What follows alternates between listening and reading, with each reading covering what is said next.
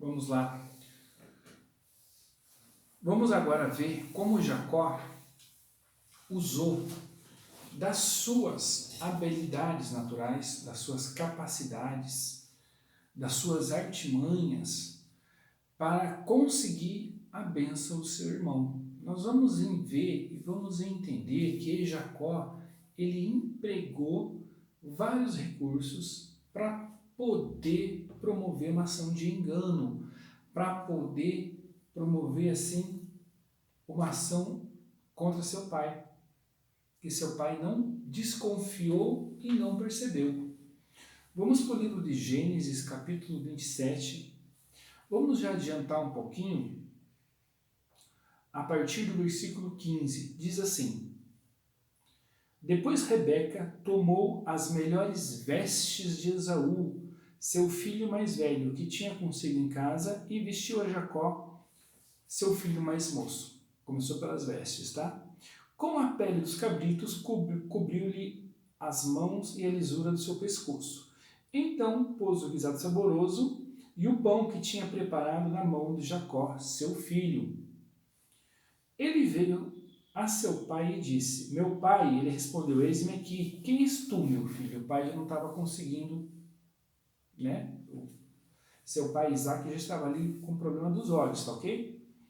Respondeu Jacó a seu pai: Eu sou Esaú, teu primogênito. Fiz o que me ordenaste. Levanta-te agora, assenta-te e come da minha caça para que te abençoe, para que me abençoe. Então disse Isaac a seu filho: Como é que tão depressa achaste, filho meu? Respondeu ele: O Senhor teu Deus mandou ao meu encontro. Então disse Isaac a Jacó: Chega-te, pois, para que te apalpe e veja se és mesmo meu filho Esaú ou não. Ele estava desconfiado, né? Então se chegou Jacó a Isaac, seu pai, que lhe apalpou e disse: A voz é de Jacó, porém as mãos são de Esaú. Ó, estava começando a confundir o homem ali. Ele não o reconheceu, pois as suas mãos estavam peludas, como as de Esaú, seu irmão, e o abençoou. Ele disse: Tu és mesmo meu filho Esaú? Respondeu ele: Sou. Enganador, né? Então disse: Faz-me chegar isso perto de mim, para que eu coma da caça do meu filho e te abençoe. Assim fez ele e comeu, e trouxe também vinho e ele comeu. Então disse Isaque, seu pai: Aproxima-te agora e beija-me, filho meu. Ele se aproximou e o beijou. Quando sentiu o cheiro das vestes dele, Isaque o abençoou, dizendo: Eis que o cheiro é do meu filho, como o cheiro do campo que o Senhor abençoou. Aí ele entrou com as bênçãos, né? Assim, pois, Deus te dê o orvalho do céu, a gordura da terra e a abundância do trigo e do mosto. Sirvam-te os povos, as nações, encurvem-se a ti, seu Senhor, teus irmãos. E os filhos da tua mãe se encurvem diante de ti. Malditos sejam os que te amaldiçoarem, e benditos sejam os que te abençoarem. Então nós vamos entender aqui que Jacó, ele começou, né, ele cobiçou a bênção da primogenitura, trocou por um prato de lentilha ali com seu irmão, Esaú. Ele nem, né, fez pouco caso, na verdade, e depois ele teve que articular uma estratégia própria, né, para poder conseguir a bênção ali do seu pai. E nós vamos entender uma coisa, só um conselho aí. O enganador, aquele que engana, tá certo? Aquele que engana, ele vai buscar pessoas que tenham os seus sentidos em estado de deficiência. Aquela pessoa que é deficiente, que ela não é cega, mas ela é deficiente nos sentidos da visão. Aquela pessoa que é deficiente nos sentidos da audição. Aquela pessoa que tem seus sentidos sensoriais em deficiência. O enganador vai se aproveitar dessas pessoas. Quando uma pessoa não tem os seus sentidos em deficiência, é uma pessoa rápida, ligeira, pega ali, né? Quando o enganador, ele não vai a esta pessoa porque ele pode ser desmascarado. Então ele não vai. O que ele vai fazer? O enganador sempre vai buscar uma pessoa com uma leitura mental deficiente, uma pessoa que seja difícil raciocinar, uma pessoa que seja ingênua demais, que acredita em tudo, que se deixe levar por aquilo que os outros falam, sem ponderar. Então, o enganador, manipulador, ele sempre vai tentar isso, pegar uma pessoa com seus sentidos em estado de deficiência para tentar enganar. Isto é, ele vai tentar projetar uma imagem, né? O enganador, ele sempre vai fazer isso. Ele vai pegar uma pessoa que tem seus sentidos em deficiência e vai tentar imprimir uma imagem para que este acredite nesta imagem, para que este, né, olhe para essa imagem e acredite. O que Jacó fez? Ele conseguiu, na verdade, imprimir uma imagem que quem estava ali era Esaú, era seu irmão. Né? Então ele conseguiu imprimir esta imagem para seu pai, Isaac, e seu pai acreditou naquela imagem porque os sentidos do seu pai estavam em estado de deficiência. Então o enganador, o mentiroso natural, né? Aquele que quer se aproveitar, ele sempre vai fazer isso. Ele vai tentar imprimir uma imagem para uma pessoa que tenha seus sentidos em estado de deficiência, para que essa pessoa acredite naquela imagem. Né? Muito diferente de uma pessoa que tem os frutos do Espírito Santo. Quem tem os frutos do Espírito Santo não precisa desenvolver a arte de te convencer. Ele simplesmente é aquilo que ele é e simplesmente você toca naquilo que ele tem. Né? Aquele senhor, como nós falamos aqui nessa primeira aula, dessa série, ele não precisou me convencer de nada, ele simplesmente foi aquilo que ele foi, e o Espírito de Deus se revelou por ele, e eu toquei os frutos do amor de Deus naquele homem. Então, né, ele não precisou elaborar a arte do convencimento de que Deus estava ali. Não, ele simplesmente manifestou Deus de uma maneira espontânea, manifestou os frutos do Espírito Santo de uma maneira espontânea, ele manifestou os dons de Deus, mas foi tudo tão espontâneo naquele homem que ele não precisava, se ele quisesse articular uma arte de engano, não daria certo.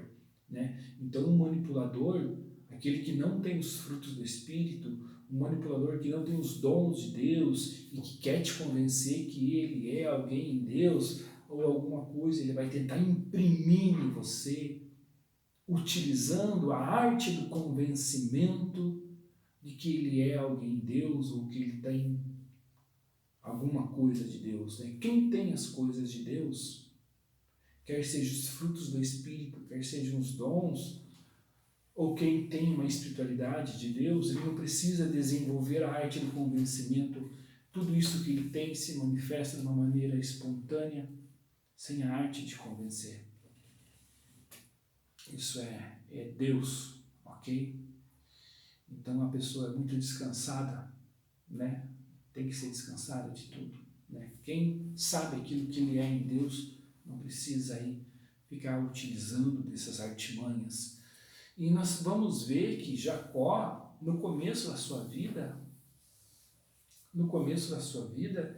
ele, né, buscou aquilo que ele queria e ele alcançou, inclusive ali com seu tio Labão.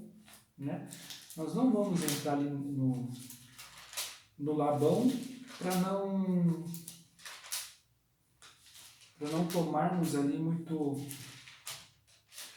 tempo, né? Mas Jacó, ele no começo da sua vida, ele foi conduzido, né? Ele era conduzido por aquilo que ele desejava, por aquilo que ele queria.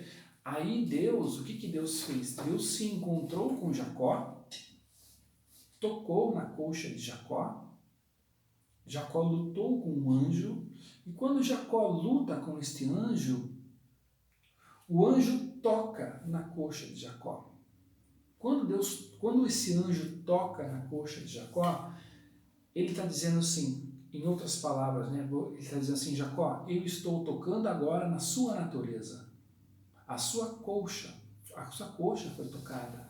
Você vai ficar manco pelo resto da sua vida. Você nunca mais vai caminhar como você estava caminhando.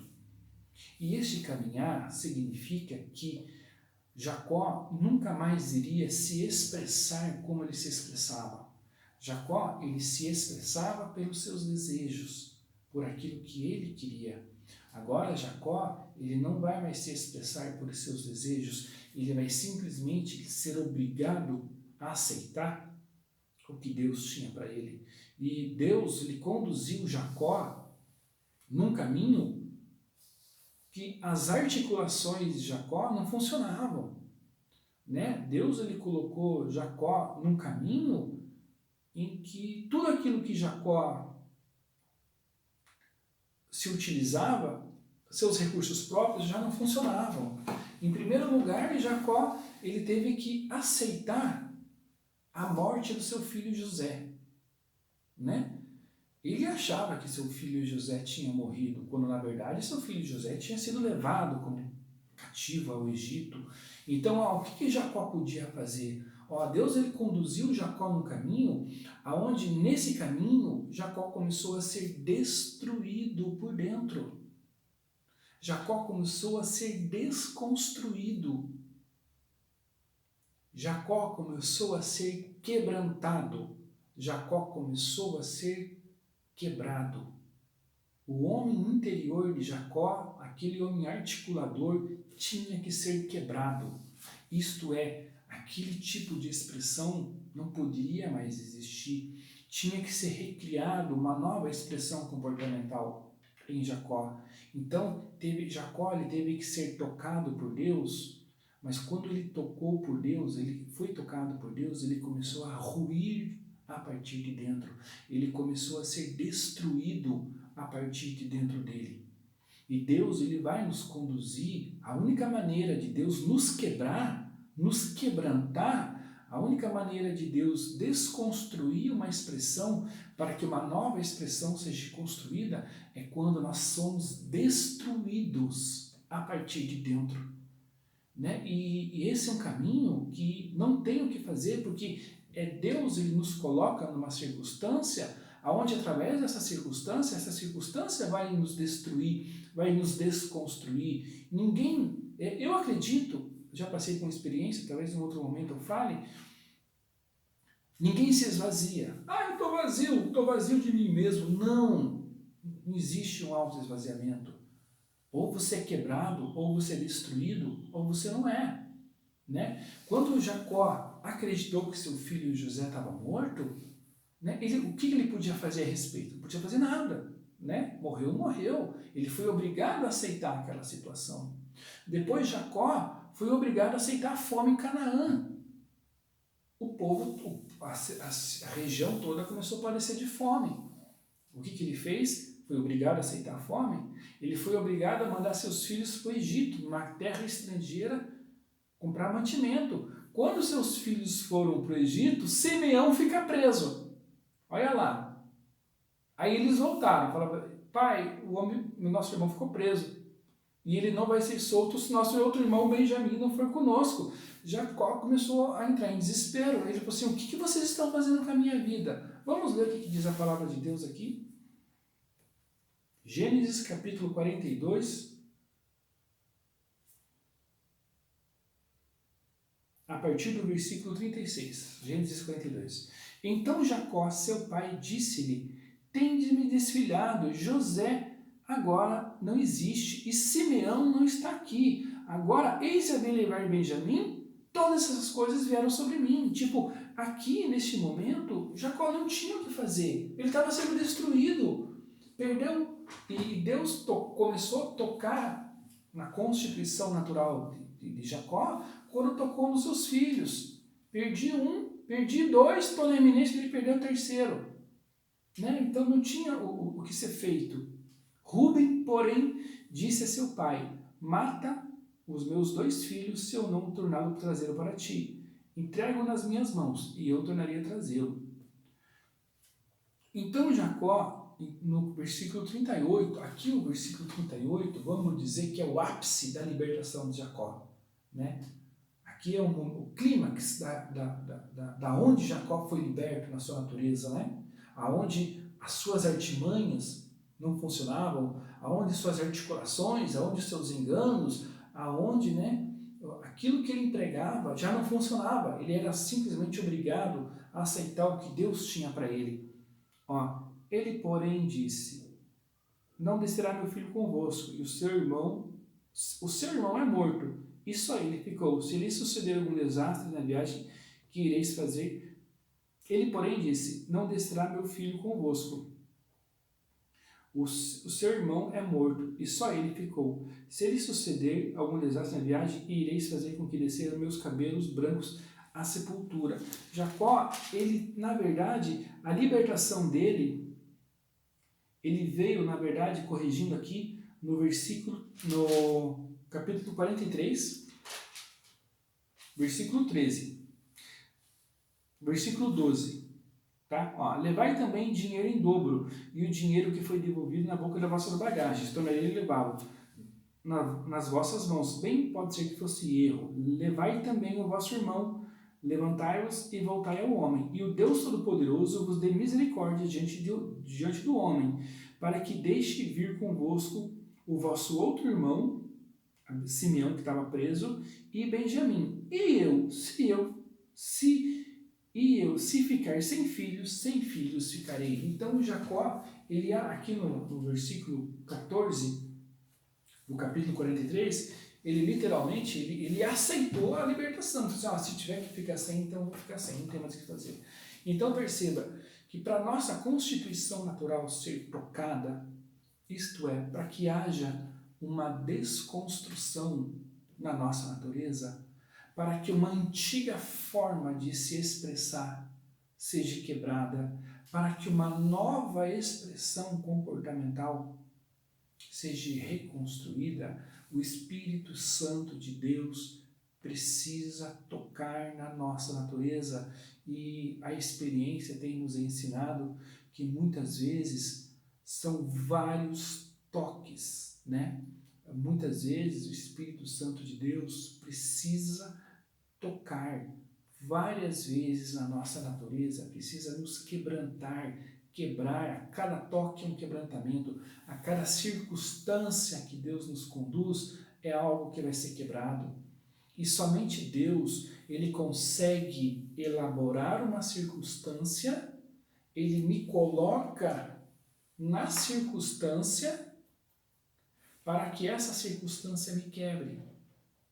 Isto é, para que uma antiga forma de expressar deixe e uma nova forma seja reconstruída. Muitos cristãos não alcançam níveis de libertação porque eles não querem entrar nessa circunstância. Muitos cristãos não querem ser libertos na sua constituição natural ou no seu antigo modo de se expressar, porque quando eles percebem que quando Deus elaborar uma circunstância, eles vão gemer, eles se afastam. Eles falam: eu não quero sofrer, eu quero ficar aqui, não me conduza a isso.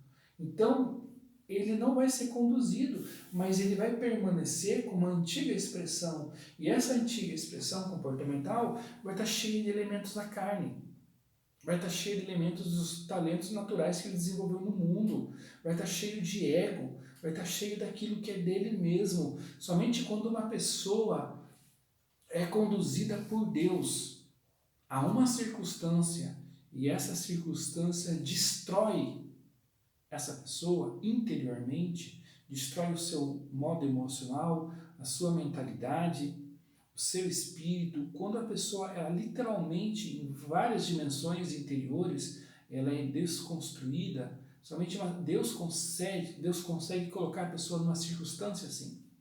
E o ápice de Jesus Cristo, da sua desconstrução, foi a cruz do Calvário.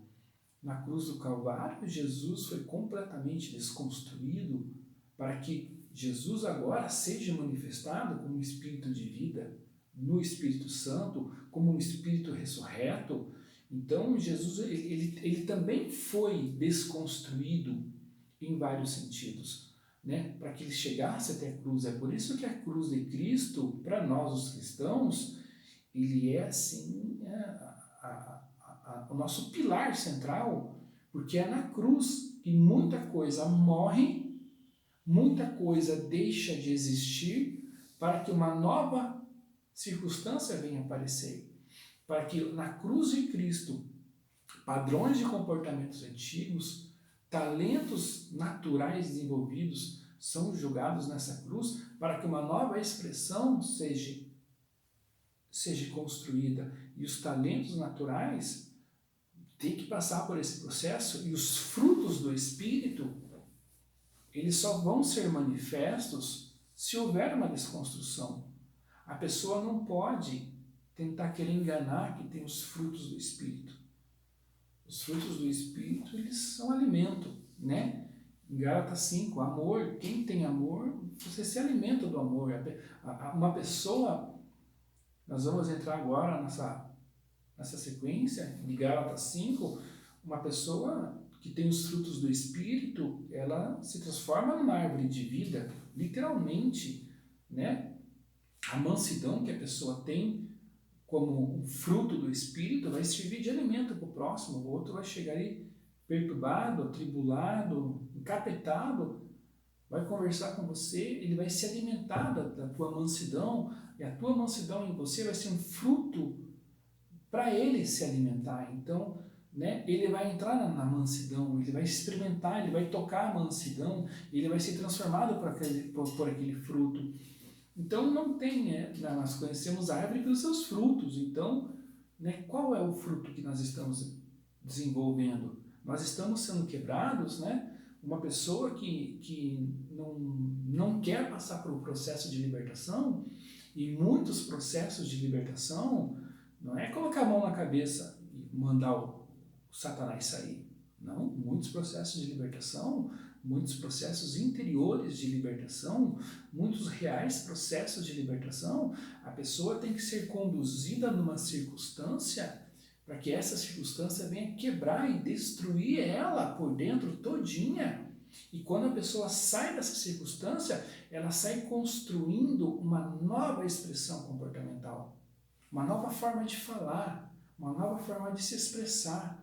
Se nós olharmos para o Jacó, como ele era no começo da sua vida, e nós olharmos Jacó nas profecias que ele profetizou para os seus filhos, nós vamos ver e entender que, cadê? Não é mais o mesmo homem, né? Nós podemos ver isso em Pedro, né? Pedro dos Evangelhos era um Pedro.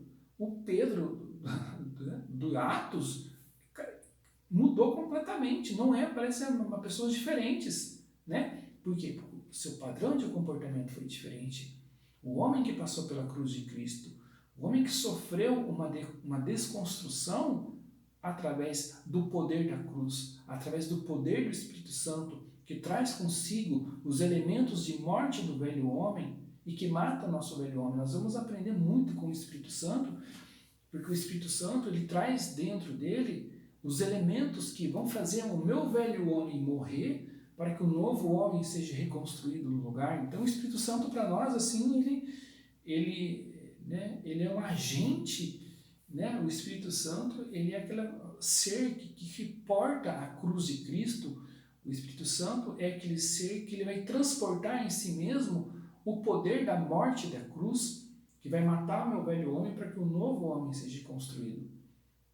Então nós vamos estudar muito a natureza humana, nós vamos estudar muito a constituição natural, nós vamos estudar o poder da morte da cruz de Cristo que hoje está dentro do Espírito Santo. Nós vamos buscar conhecer mais esse Espírito Santo que transforma a nossa natureza. Então nós vamos privilegiar, sim, o que o Espírito Santo faz na natureza humana. E se nós temos que ver que na nossa caminhada cristã, nós não podemos ser simplesmente as mesmas pessoas. Nós não podemos ser as mesmas pessoas na nossa caminhada cristã.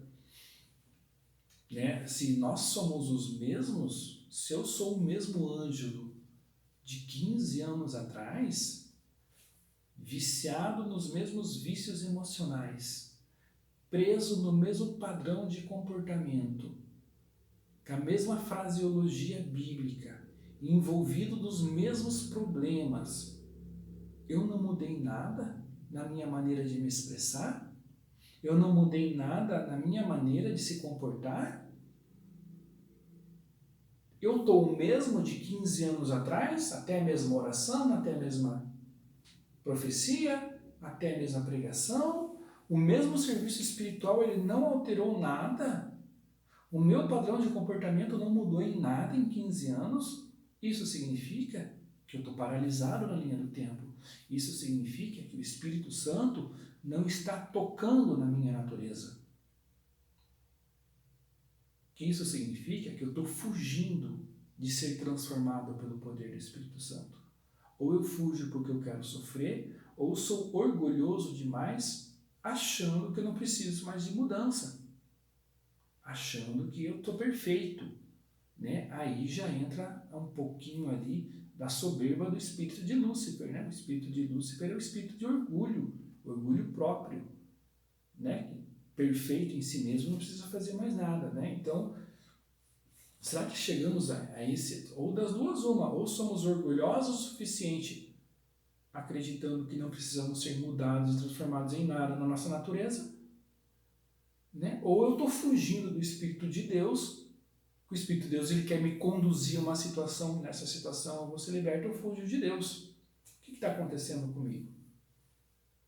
Né? Que eu não mudei em tantos anos, sou o mesmo, alguma coisa está errada. Nós não podemos, porque Deus é um Deus de novidade, Deus é um Deus que traz coisas novas, Deus é um Deus que traz revelações novas, né? Deus ele nos traz muita coisa nova, então o que há comigo de errado? Por que eu estou fugindo de Deus? Por que o Espírito Santo de Deus, eu não estou permitindo que o Espírito Santo toque na minha natureza?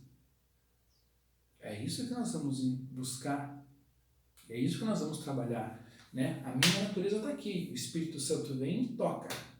Quando o Espírito Santo vem e toca, a minha natureza ela vai sofrer uma transformação. Essa transformação ela vai gerar na linha do tempo um conhecimento. Esse conhecimento vai ser expresso. Então, a cada toque do Espírito Santo, uma nova expressão. A cada toque do Espírito Santo, um novo conhecimento. A cada toque do Espírito Santo, uma nova unção. A cada toque do Espírito Santo, uma nova forma de expressar. A cada toque do Espírito Santo, uma nova forma de se comportar. A cada toque do Espírito Santo, uma nova forma de sentir. A cada toque do Espírito Santo, uma nova forma de pensar. Todos os toques do Espírito Santo, eles vão ter acesso à minha mente, aos meus sentimentos, ao meu coração, ao meu comportamento, à minha individualidade, à minha personalidade. Todo o meu ser, ele vai receber desse toque do Espírito Santo. E quando o Espírito Santo tocar na gente, nós vamos mudar o nosso jeito de ser, nosso jeito de falar. E nós não estamos falando aqui sobre dons espirituais. Deixa dons espirituais de lado. Eu quero deixar o dom espiritual de lado. Né? Não é o quanto você profetiza que determina o que é a tua natureza. Não é o quanto você grita em cima do altar que determina aquilo que é a tua natureza. Tem pessoas que sobem em cima do altar, falam do amor de Deus, que tem que amar, que tem que amar, que tem que amar, né? Chega em casa, briga com a mulher, bate nos filhos, chuta a cara do gato, é um satanás. Dentro, em cima da igreja, do altar é uma coisa, desceu, é um demônio, é um diabo.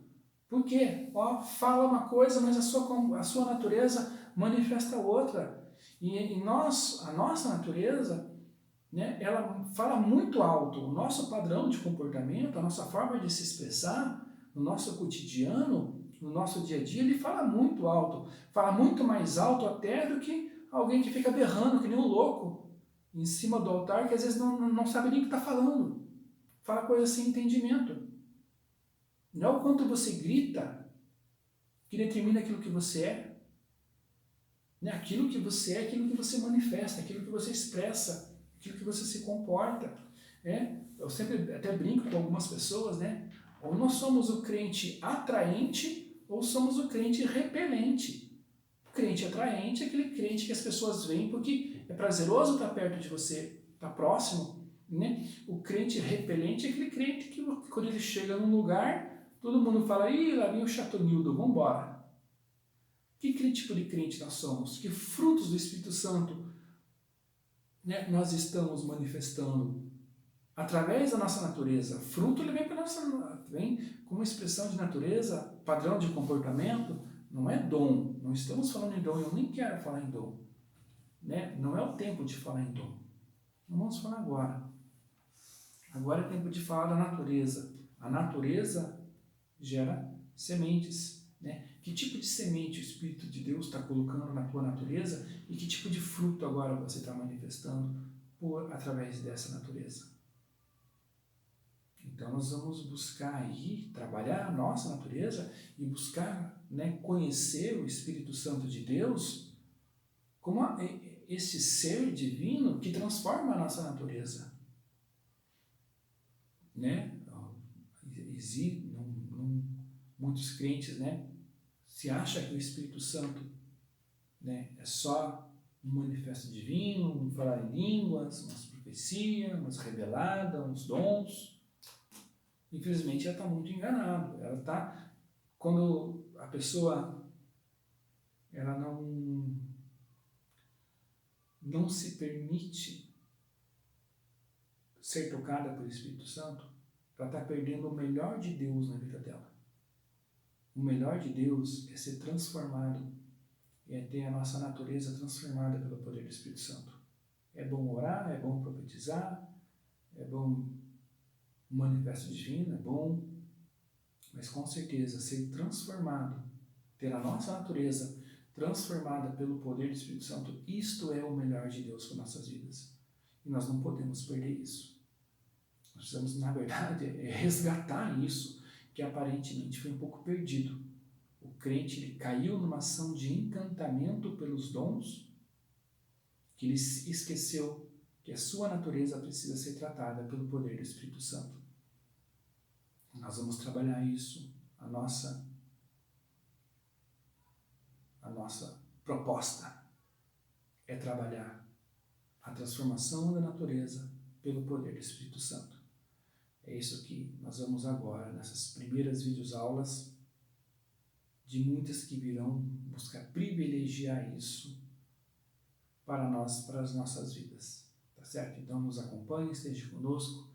Se esses vídeos estão sendo bons para você, compartilhe em sua rede social, inscreva-se no canal, ative aí a gratificação aí, ative o sininho da tua gratificação e todas as vezes que chegar vídeo novo, você vai ser informado.